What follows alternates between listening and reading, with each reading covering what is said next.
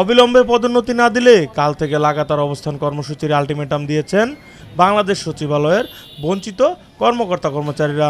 তাদের দাবি মানা না হলে মন্ত্রিপরিষদ সচিব সহ কোনো সচিবকেই সচিবালয়ে ঢুকতে না দেওয়ার হুঁশিয়ারি দেন তারা।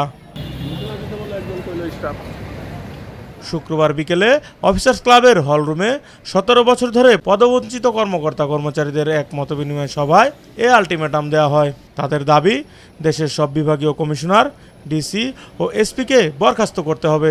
যারা সিভিল কোড চেষ্টা করেছে তাদের বিরুদ্ধে রাষ্ট্রদ্রোহ মামলা করে আইনের আওতায় আনতে হবে। সভায় উপস্থিত কর্মকর্তা কর্মচারীরা জানান, রোববার সকাল থেকেই সচিবালয়ে জনপ্রশাসন মন্ত্রণালয়ে লাগাতার অবস্থান কর্মসূচি পালন করা হবে।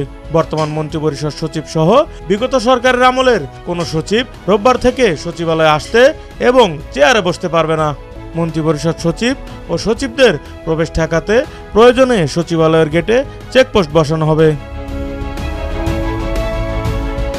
এ সময় প্রধানমন্ত্রীর কার্যালয়ের সচিব মোহাম্মদ সালাউদ্দিন, ঢাকার বিভাগীয় কমিশনার সাবরুল ইসলাম, ঢাকার ডিসি আনিসুর রহমান সহ যারা সিভিল কোড চেষ্টা করতে চেয়েছে তাদের বিরুদ্ধে রাষ্ট্রদ্রোহ মামলা করে দ্রুত সময়ের মধ্যে আইনের আওতায় আনার দাবি জানানো হয়। নিউজ ডেস্ক, ভোরের পাতা।